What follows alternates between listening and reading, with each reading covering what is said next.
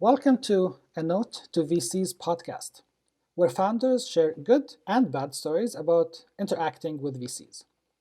The idea of this podcast is just to close the gap between founders and VCs and share honest and candid feedback. Our guest today is John Banner, founder and CEO of Respaid, a YC company.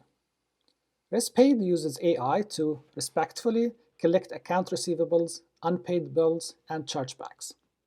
Before Respaid, John founded Sphere, Tender for Events. Beyond entrepreneurship, John is a commander in the French Republic Guard, a pianist, a composer, and passionate about fintech meeting psychology. John, thank you so much for joining me today. Hi, thank you. Thank you for this nice introduction, and happy to share my experience raising with VCs. Great. We have only one question in this podcast. Just tell us about good or bad interactions you had with VCs. You started two companies so far. One of them got into Y-Combinator. It's up to you if you want to mention names or specifics, or if you want to keep it general. Yes. Before YC, I only raised with angel investors. So my experience with VCs was very limited, especially because my first experience having meetings with them was not great because my company was not profitable. We didn't have so much traction. And even when we started to have traction and being in a situation just before YC where we had proof of usage, great customers, it was really hard for me to get to the right person. And I realized most of the time when I've been reached out by VC firms, it was never a partner, sometimes investors, most of the time analysts. So the truth about my experience when I had real meetings, I'm only talking before YC, was a lot of questions from people that I don't always understood the environment of my business. And in one way, I couldn't understand because they shouldn't be expert in everything. But I would expect from the VCs I've been meeting before YC, it was mostly in France. I would expect them to have at least one person more specialized in the fields. That Yeah, I was agree. one thing. Maybe just research the company before meeting with you and learning more about your industry and, prepare some Yeah, questions, right? Yeah. so our company, Respaid, we are an AI payment solution for small late payments.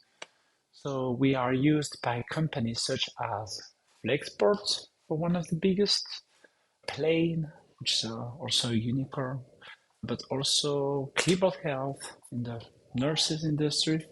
We have customers in 9 industries, more than 460 companies using us, and they use us because when you have a small account receivable, so small unpaid invoices, most of the time you send automatic reminders, and if people still don't pay, you write off. So with Respaid, you have a solution which offers you to get 50% collection rate within 20 days. So it's 9 times better, 30 times faster than traditional debt collection agencies. And the key things is we're respectful. So we came to this industry because my previous company, we almost failed because of small unpaid invoices. And I realized I was not the only one. A quarter companies in the world fail because of that same reason.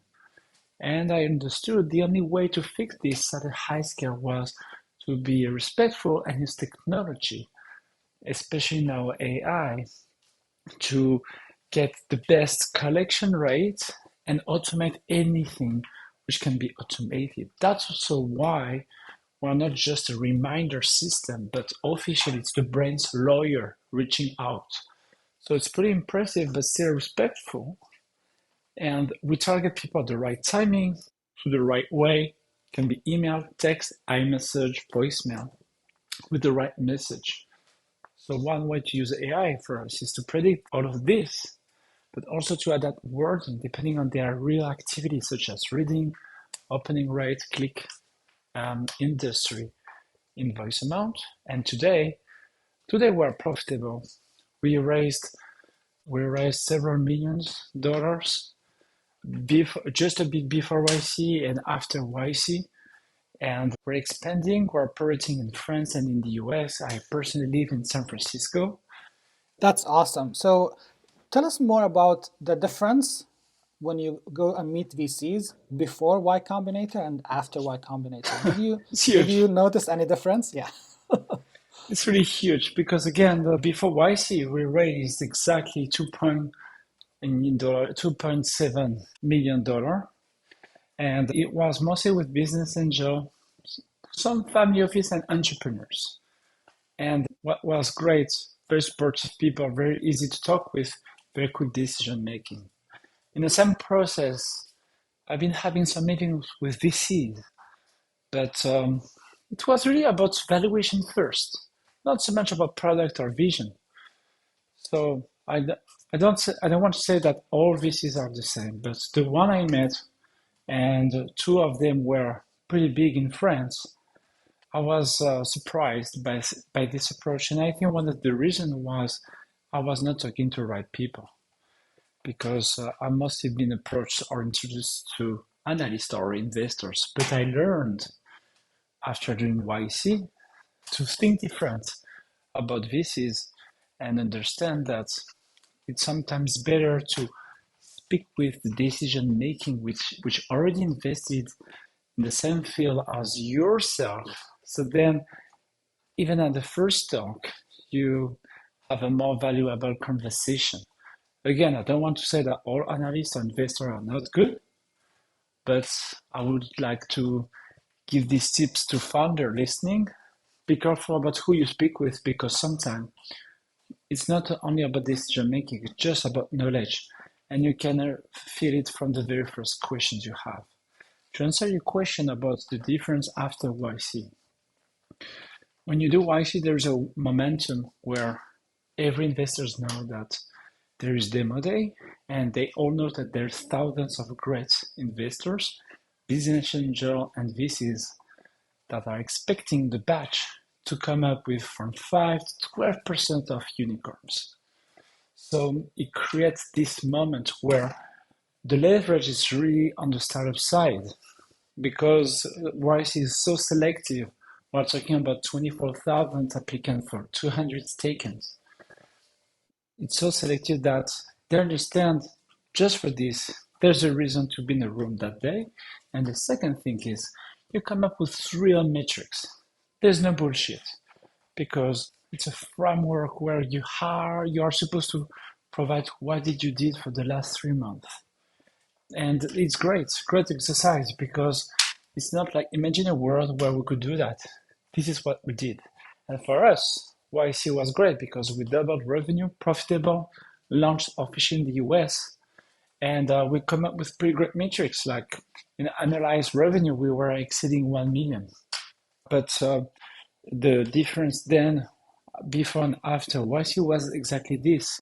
We come up with a strong product, good references such as Flexport I mentioned earlier, which is making more than 5 billion revenue.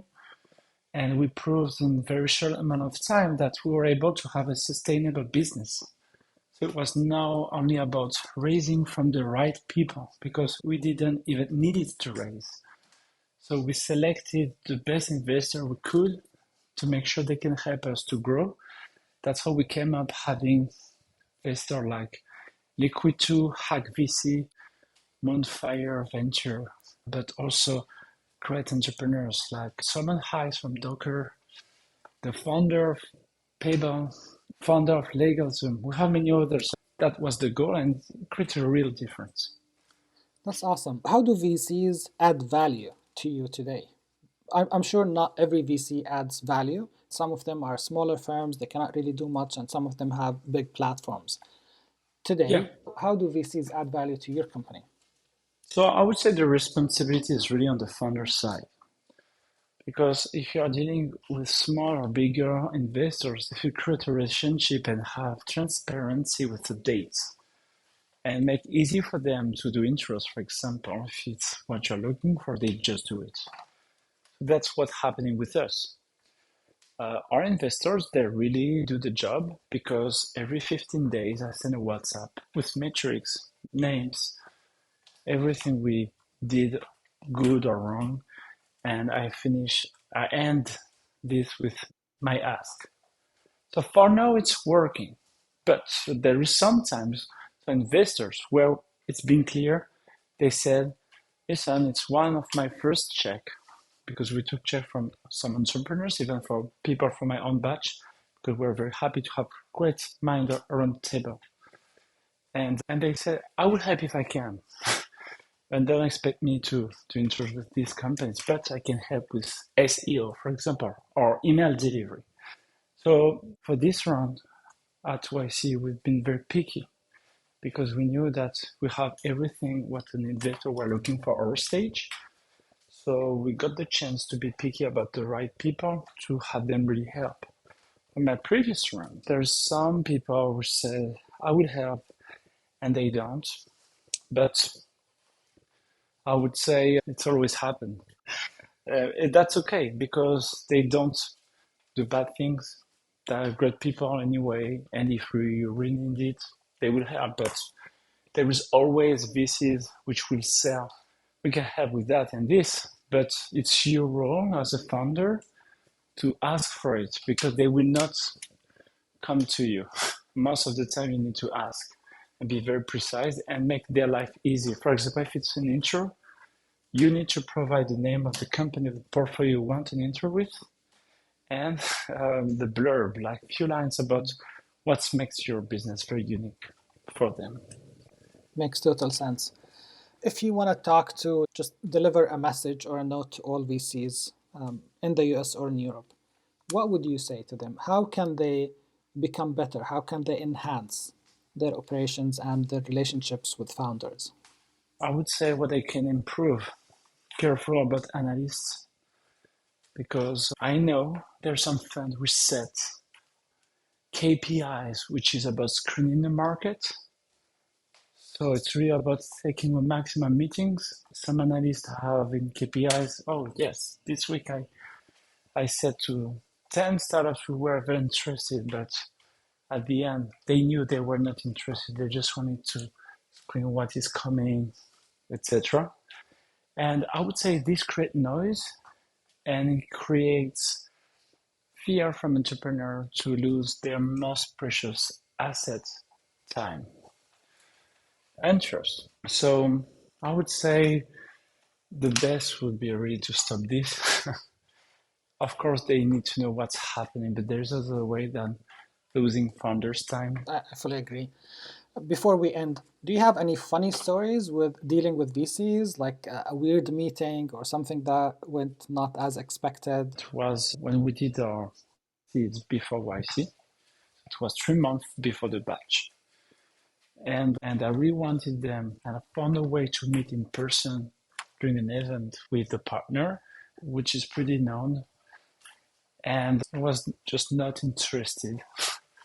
And I was very sad about it because I really thought it could be a very good help for us to have them. And months later, there is someone I don't know that is reaching out, an analyst. She says to me, "You are very interested by the round." Usually I don't believe it's true, but it was true. And they invested in. And they invited the partner of the fund that I was targeting, not the one which is very known because there are two, but the other one which is more in the shadow. And it was surprisingly great to meet again because this one didn't knew I spoke with the other one. And at the end of the day, after a few weeks, they've been in.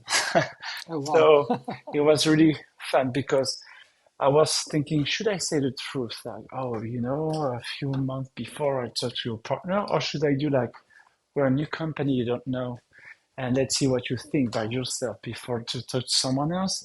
Yeah. I asked, are you able to take decision yourself? Like, you need to ask your partner that we already met. something. They said, no, I can do it on my end. But at the end, I said, oh, you know what? I'm a partner. So I wanted to be transparent because I was too afraid it could create things in our relations. And they say no. But then we did YC. And it was not really about YC. It was really about the evolution of the company. They saw evolution of websites, that we had new logos, communication would be more clear about what was our last metrics and stuff like that. They saw an evolution and they reached out again. But this time they were YC, yes, but it was not about it. It was really about execution. So they were very excited and then they finally be in. So I would say it Well, was it like a ended roller well. coaster. It was a roller coaster. Yeah. It ended well, but it's really fun because sometimes you really put everything into one thing. You believe it will be perfect, it doesn't work. And I would say it's resuming the life of entrepreneurship. It's always a fight, always a roller coaster. That's a great advice to end with.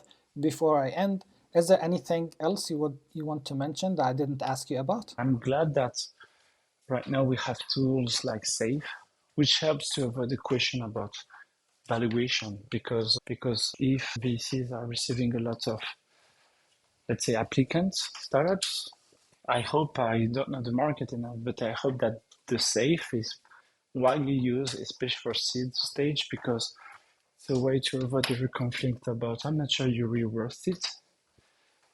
Put time for execution, provide metrics, and then only do a price equity run. And I would really encourage, humbly, I'm not a unicorn yet, but I really encourage this tool because for us, it's been an amazing way to very quickly get people involved, don't have too much paperwork, and just go back to work and execution. So that would be my message for especially the smallest VCs listening, because sometimes you want to set an equity round so you know your ownership, and you can set which represent a total of X million, of X billion in total market size.